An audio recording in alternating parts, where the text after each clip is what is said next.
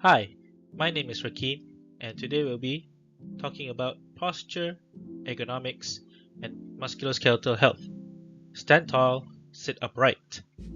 Why the way you hold your body shapes your musculoskeletal health, and what the evidence says we can do about it.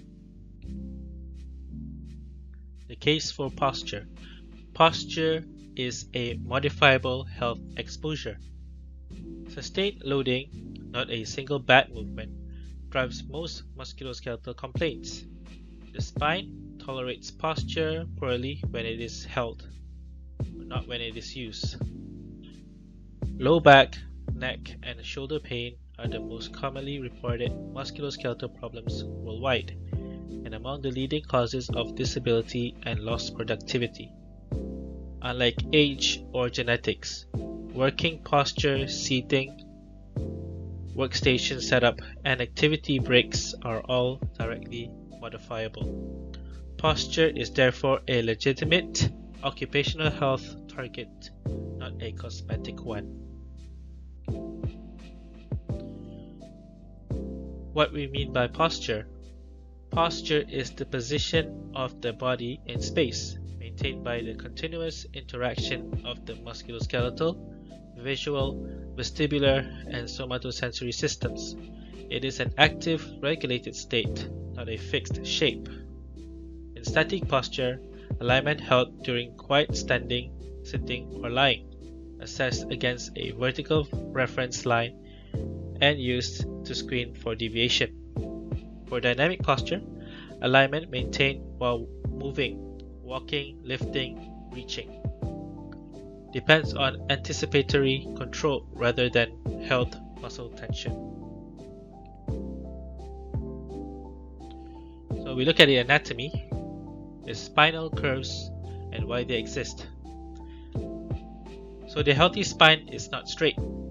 Viewed laterally or from the side, it forms four alternating curves. We have cervical lordosis, thoracic kyphosis, lumbar lordosis, and sacral kyphosis, or sacral curves. These curves act as a spring, distributing compressive load and absorbing forces from gait and gravity. A curved column resists axial load far better than a straight one. Viewed posteriorly or from the back, the spine should run vertically down the midline. Any lateral deviation is always pathological. Loss of exaggeration or of any curve redistributes load onto discs, facet joints, and ligaments, which is where pain typically originates.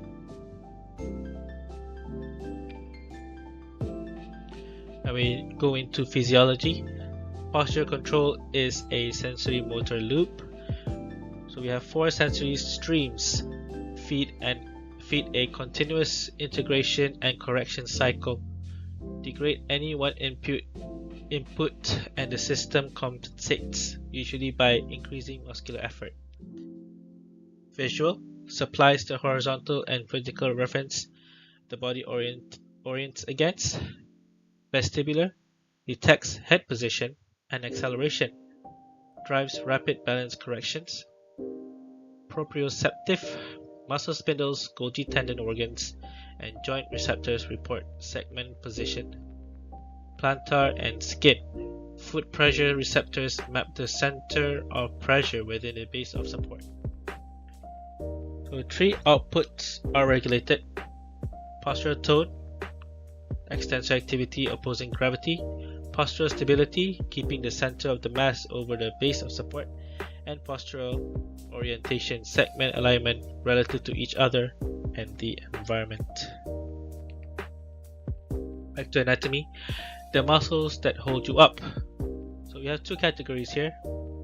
Deep local stabilizers such as diaphragm, pelvic floor, transversus abdominis, and multifidus form a pressurized cylinder around the lumbar spine. The diagram activates a feet-forward manner before limb movement begins, pre-stabilizing the trunk. Then we have global postural muscles such as erector spinae, deep cervical flexors, lower trapezius, gluteals, and calf complex. When deep stabilizers underperform, often from shallow breathing or an elevated rib cage, these larger muscles take over a job they were not designed for, often producing stiffness and fatigue. So we look at sitting posture, setting up a neutral seated position. Firstly, feet flat on the floor, hips and knees are roughly 90 degrees, thighs supported without pressure behind the knee. Preserved lumbar lordosis. In sitting, this curve must be actively maintained by the hip and the back muscles or supported by the chair's backrest. Elbows near 90 degrees with forearms parallel to the floor, keyboards and mouse at elbow height. At the top of the screen at or just below eye level, so the neck stays neutral rather than flexed. And ergonomic chairs measurably encourage a more upright trunk angle than stools or basic office chairs. Standing plumb line. In ideal standing alignment, a vertical line dropped from the side passes through 5 body landmarks.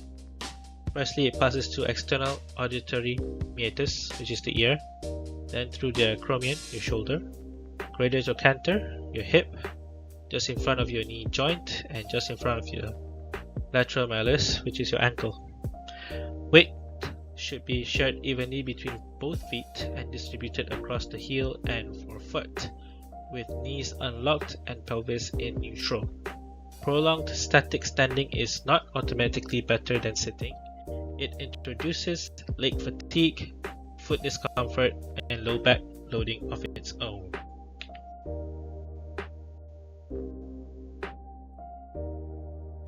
Working practice.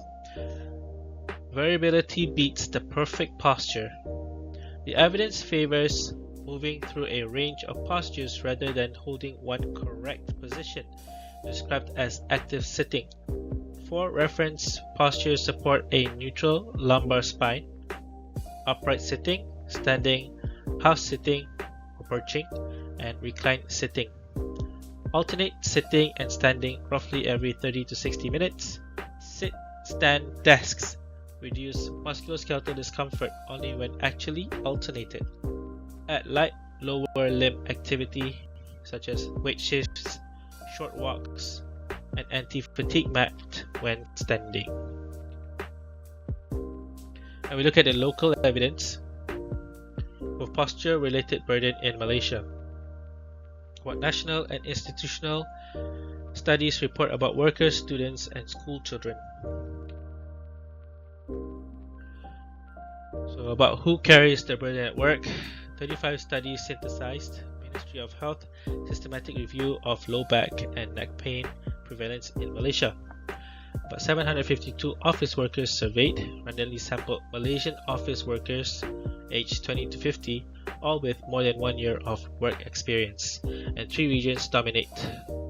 Low back, shoulder, and neck account for most reported musculoskeletal discomfort. Low back pain is reported most consistently among nurses, ambulance personnel, and flight baggage handlers. Neck pain clusters among secondary school teachers, shipyard welders, and rubber industry workers. Age, body mass index, and gender were each associated with reported discomfort in the office worker cohort.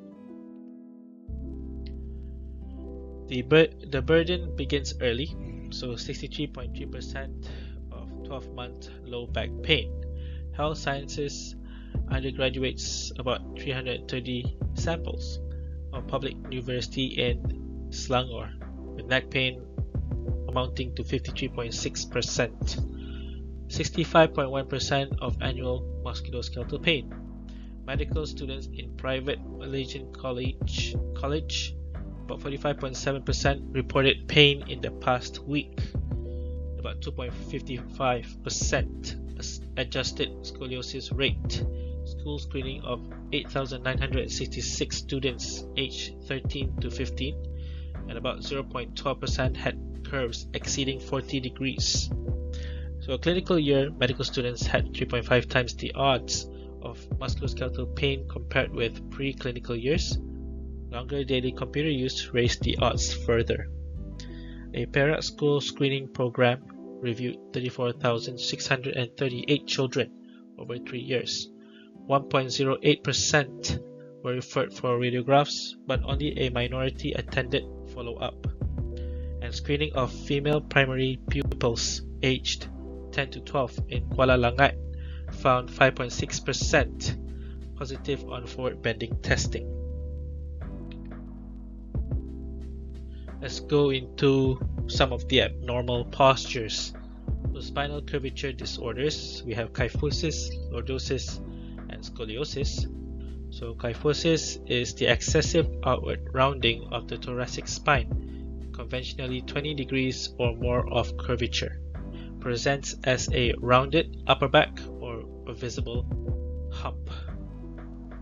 Lordosis, exaggerated inward curve of the lumbar spine or sway back, linked to spondylolisthesis, osteoporosis, obesity, and achondroplasia.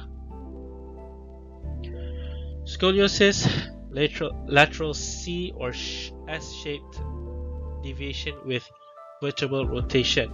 A Cobb angle above 10 degrees is diagnostic, usually idiopathic and detected before puberty. Then we have acquired postural patterns. So forward head posture, where the head translates anterior to the shoulder, reducing the craniovertebral angle, driven by sustained neck flexion during phone and screen use and associated with impaired cervical proprioception and reduced postural control. And we have sway back, the pelvis shifts forward and the thorax back, flattening the lumbar spine while the hips extend. Flat back, loss of normal lumbar lordosis, reducing the spine's shock absorbing capacity. The management principles are shared: lengthen the shortened tissue and strengthen the lengthened tissue. Retrain the habit. Let's look into the correlation of posture and the foot. So the arc is the base of support. The arc is a sprung arrangement of bones, ligaments, and tendons between heel and forefoot. It stores and releases energy at each step and determines how load is transmitted upward through the limb. So pes planus or low arc, everted calcaneus, and a medially deviated center of pressure. Higher incidence of soft tissue and medial foot injury. The neutral arc, balanced pressure distribution, and the lowest overall overuse injury risk profile. Pes cavus or high arc, reduced shock absorption, greater incidence of lateral, ankle, and bony injury. How the arc reaches the spine. Arc position determines the degree and timing of the subtalar pronation or supination during stance. Tibial rotation. Pronation is coupled with internal tibial rotation, supination with external rotation. Pelvic orientation. Rotation transmits to the femur and pelvis, altering pelvic tilt and lumbar curve. So a systematic review of 12 studies found some evidence of increased lower limb motion in planus feet during walking, though effect sizes were small and study designs heterogeneous. Foot posture should therefore be assessed as one contributing factor in postural and lower limb pain, not treated as the sole explanation. Practical implications: appropriate footwear, gait and pressure assessment where symptoms warrant, and orthosis reserved for specific clinical indications. So what the trials actually support.